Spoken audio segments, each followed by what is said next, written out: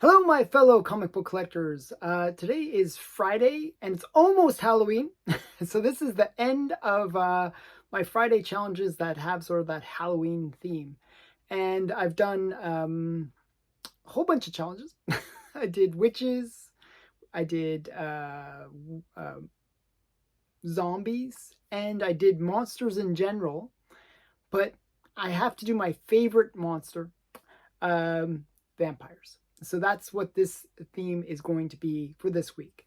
Um, Last week's theme was monsters, as I was saying. And the winner was the one that you guys thought of the ones that I showed that you liked the best was Man Thing. I was really surprised. Actually, Man Thing did really well. So Man Thing was the winner. I forgot to bring it, but yeah, that was the winner. You can check out last week's video to see what it looked like. Probably the best way. And I'm going to get into the vampires now. Now, there is a warning, spoiler, or not spoiler warning, warning about content. So this content is very Vampirella orientated. I like Vampirella. So you're going to get a bit more Vampirella than other characters because I really like Vampirella.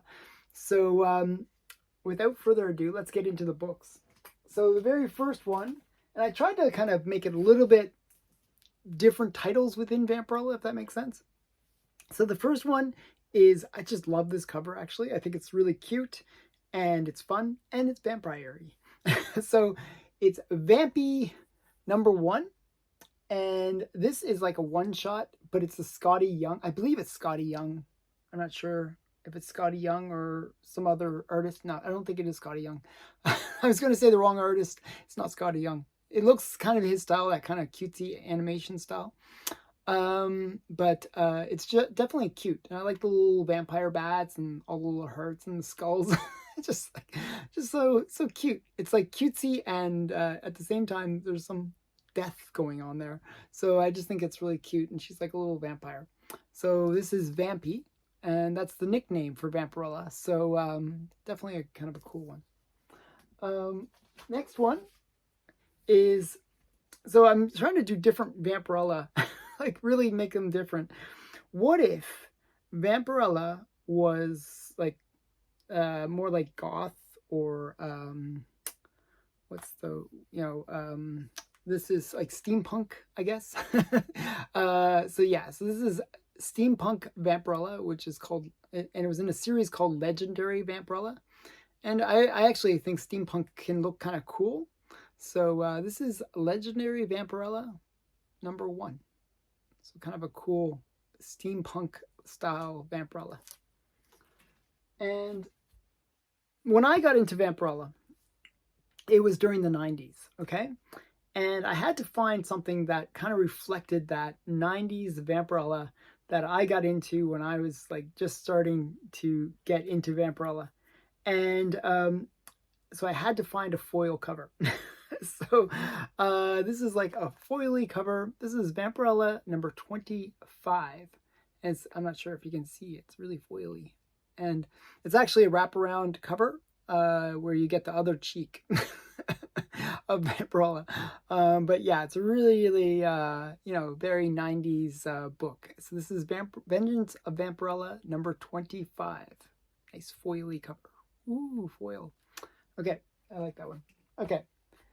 And that's all the Vampirella I'm going to show. I was debating about bringing out like just all Vampirella, like, and I wanted to show something different. So I could have brought my Vampirella #1, and I could have brought all those Vampirellas, but I wanted to show some different books that you hadn't seen before. So yeah, those are the ones I chose. This is one that I heard that the storyline isn't necessarily the best. It's very convoluted, but some of the covers from this series are quite good, and I like this one.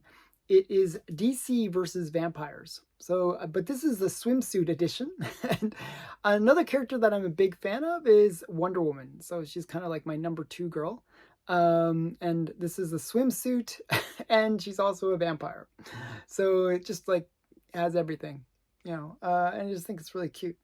And it looks like her like Wonder Woman shield thing is in like a beach ball. So it's just kind of cool. So yeah, This is a DC versus Vampires All Out War, #2. And, the funny thing is I have this book that I'm about to show, and I have the original print of it, and I paid $2 for it. This book, which is the reprint, I paid $3 for. And so it's kind of funny. So I paid more for the reprint than I did for the actual one, but I don't have the actual one handy, so I grabbed the reprint.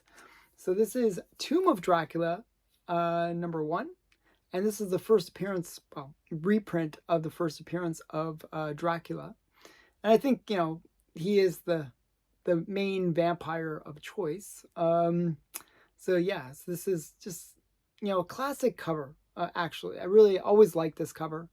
It's just that, typical, like, vampire and holding the girl that is his latest victim. I just always thought it was cool. So this is Tomb of Dracula, #1. And we got to have some more famous vampires. Another famous vampire is Morbius. So this is Spider-Man, Amazing Spider-Man 101. First appearance of Morbius. But it's also a really great vampire cover. He's doing the... I don't know why vampires have to do these weird hand motions. Like, ooh, I don't know. It's just kind of weird. And he did this sort of backhanded smack of Spider-Man, which is kind of cool. So, yeah, just a really great cover. This is Amazing Spider-Man 101, the first appearance of Morbius, I should say. Another first appearance book, and has a bit of that Vampirella flavor to it too, a bit,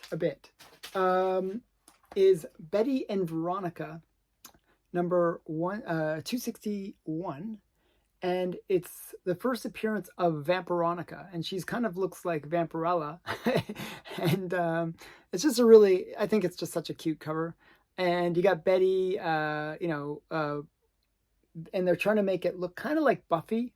So they go Betty the Vampire Slayer.